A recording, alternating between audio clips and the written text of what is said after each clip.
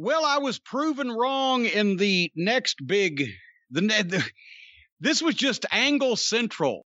They were doing angles into commercial breaks on this show. I was proven wrong, and I take it back right now, and go ahead. I'll bend over. You can whack me with the kendo stick. No, everything that Cody Rhodes does not make sense. I admit that now. I'd held out hope. At least his makes sense.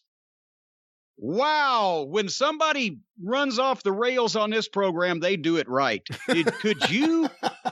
What in the... They have the exhibition that everybody can see coming. It's the Bruno Zbyszko angle. The teacher, the mentor, and then the student, the veteran and the young guy. The exhibition match between friends. And here's the thing, when your babyface is fooled by something that every single fan saw coming, you've buried your babyface. So we all knew what was going to happen. We just didn't know exactly. We didn't know exactly what was going to happen because what did happen made absolutely no fucking sense. But we knew that QT was going to turn on Cody. And they had a nice little wrestling match.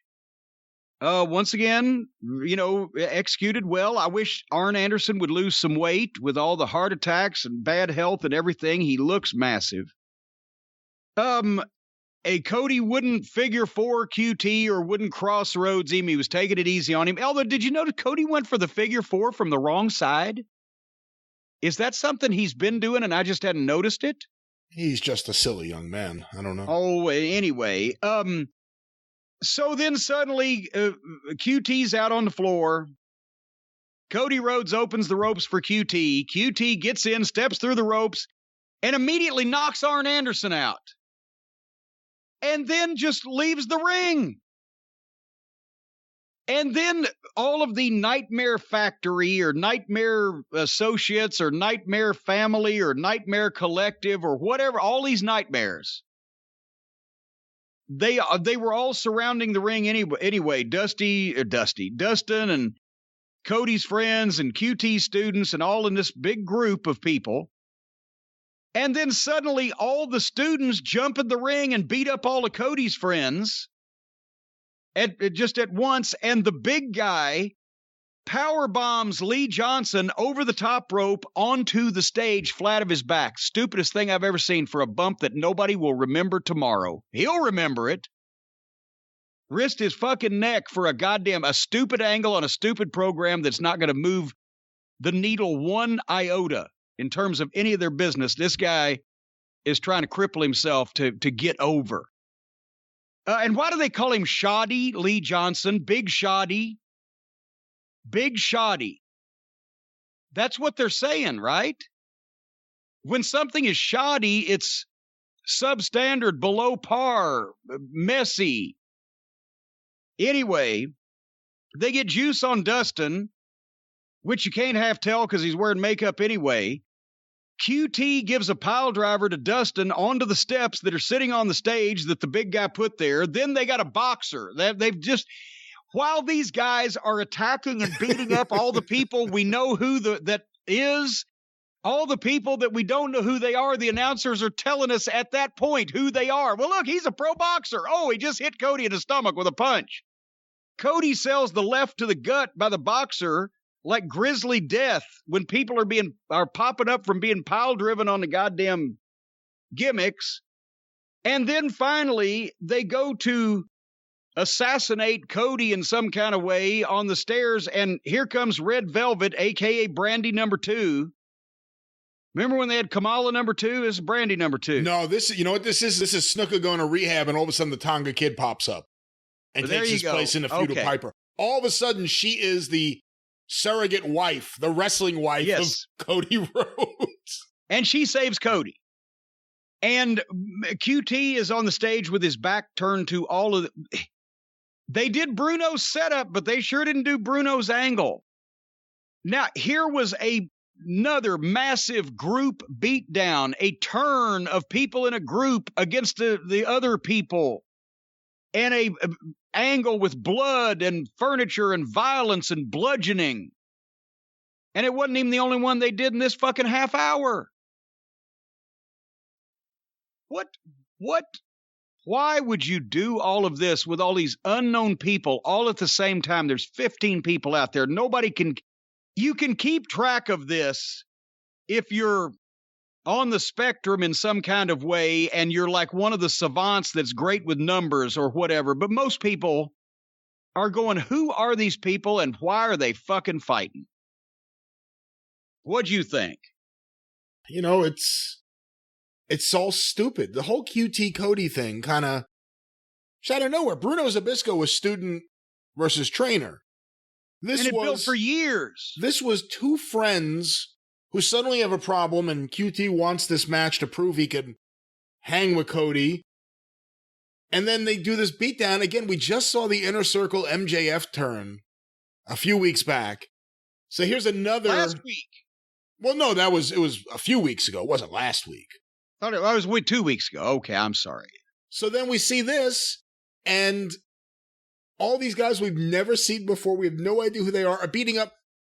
You know, the thing about the Nightmare Family, we know a few of these people. Other ones, unless you notice that it's Billy Gunn's kids from the audience, you don't know who they are. Lee Johnson's been on TV a couple of times. You know Dustin. You know Billy Gunn. But no one knows who anyone else there is. So you have guys who you don't know or don't care about getting beat up by guys you've never seen before. And then it creates yet another faction, because that's what AEW needed. More factions.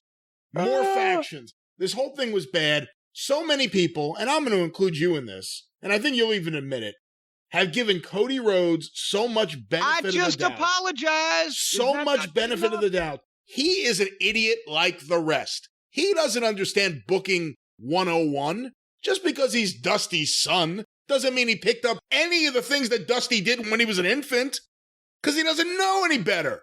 And the fact that this whole thing was built up as stupidly as it was to get on TV, and then this was the execution, like you said, and we've talked about before, there seems to be a problem from segment to segment where the same thing happens in multiple segments. Shaq goes through a table. The Young Bucks put two guys through tables. Same show, a few segments apart. Here is faction on faction, bloody beatdown. Wow, that would really mean something if we weren't going to see that in a few minutes. But wait, there's more. Yeah, we had to wait 3 whole segments to see it again, even worse. And after all of this, Red Velvet in the back goes to have an interview with the girl interviewer and gets, I counted, 12 words. And here comes Jane in and beats her up and walks off. So they actually had an angle in a promo talking about the previous angle. It really is so ridiculous. Red Velvet being the one to save Cody. I mean, that was the role for Cody's wife. And I'm not saying they should have had pregnant Brandy run out there and do this. However, if it's not pregnant Brandy, it shouldn't be a substitution. Yeah, why? Red Velvet? She's the one saving Cody? Unless they're going to do an angle where Cody's having an affair with Red Velvet? This was not the place for this. They won't do that. That might be interesting. It might, but they'd have to act like adults to have affairs. And name any of the members of QT's faction, whatever the faction is. Some guy named Go-Go. A guy named Go-Go, and I don't know. Are you making that up? Did they actually say one of the guys' name was? No, there's a guy in his name Go-Go. I thought you were just making up a name. No, this guy, Anthony Go-Go, I think was his name. I love that when all of a sudden there's all this chaos happening, nothing makes sense, and that's when... Excrement. Yeah, Excalibur, here, read this. Oh, and this is this man, and this is what he does. It's just, as quickly as he can, tries to get out all this information about these people you don't know and don't care about. And you still don't care about them after the fact. This was just a waste. What a waste. If you wanted to do QT, if you wanted to take a guy that the AEW fans have not... He didn't turn on it. He didn't turn on Cody. He punched Arn Anderson in the face and let his people beat up all of Cody and their friends. It did. That was the turn, though. I mean, that was... He orchestrated the whole thing. What help did this give to QT, who wasn't a main event star beforehand, and was portrayed in this as that he couldn't hang in any way with Cody Rhodes when he wasn't even trying? And then he doesn't even really do anything dirty himself to instigate the whole. He punches Arn Anderson, poor fella. Arn had to take a bump for it. This is what happens when you alienate the other executive vice presidents and they don't want to work with you. You end up having to just work with your friends. Let's just bring all my and friends. Your students.